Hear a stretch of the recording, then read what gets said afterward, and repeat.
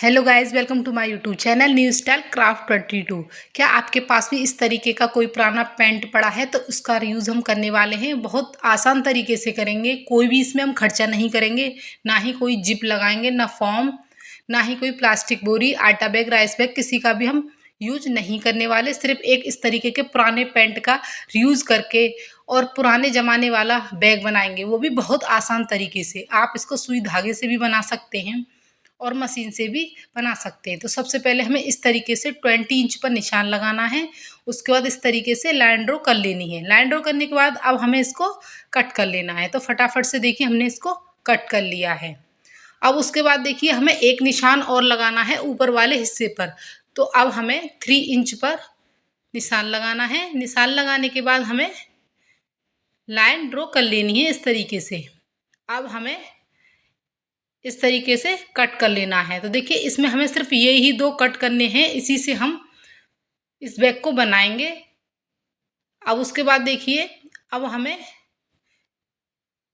जो हमारे पास इस तरीके के पीस है उसकी सिलाई निकालनी है। तो बहुत आसान तरीके से देखिए इसी तरीके से इसकी सिलाई हम निकाल देंगे। फटाफट से सिलाई हमने निकाल दी है।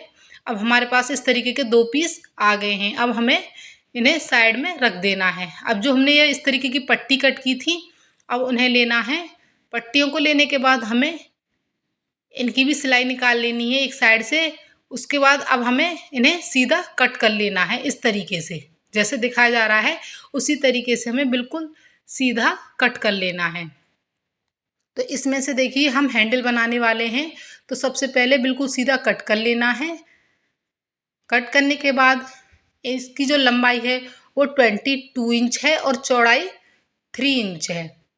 अब हमें हैंडल बनाना है। तो इस तरीके से देखिए पट्टी को हमें फोल्ड करना है और फोल्ड करने के बाद सिलाई लगा देनी है। तो देखिए फटाफट से हमने सिलाई लगा दी है और दोनों हैंडल हमारे रेडी हो गए हैं। अब हमें हैंडल को साइड में रख देना है। कपड़े का एक पीस लेना है। पीस को हमें इस तरीके से फोल्ड करना है। फोल्ड करने के बाद 4 फिंगर पर हमें इस तरीके से निशान लगाना है। अब हमें पलटना है। उसके बाद 4 फिंगर पर दूसरा निशान लगाना है।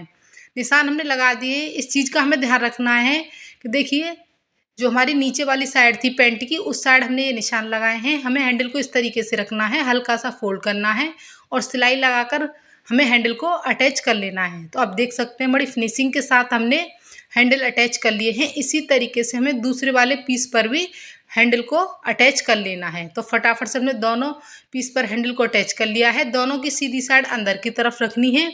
उसके बाद हमें तीनों साइडों में सिलाई लगा देनी है। तो तीनों साइडों में हमने सिलाई लगा ली है। उसके बाद जो कॉर्नर है उस पर हमें 2.5 बाई 2.5 इंच के बॉक्स बनाने हैं। तो ये बॉक्स हमें दोनों कॉर्नर पर बना लेने हैं। तो देखिए फटाफट से हमने दोनों कॉर्नर पर ये बॉक्स बना लिए हैं। बॉक्स बनाने के बाद अब हमें इनकी कटिंग कर लेनी है। तो झटपट से देखिए हमने इसकी कटिंग कर ली है। कटिंग करने के बाद अब हमें कॉर्नर पर सिलाई लगानी है। तो देखिए कॉर्नर को हमें इस तरीके से पकड़ना है और पकड़ने के बाद सिलाई लगा देनी है। तो फटाफट से हमने कॉर्नर पर सिलाई लगा ली है। अगर आप फिनिश करना चाहते हैं तो अंदर की साइड से आप इसको फिनिश कर सकते हैं, और नहीं करना चाहते हैं तो पैंट के कपड़े में कोई भी ज़्यादा धागे वगैरह नहीं निकल सकते।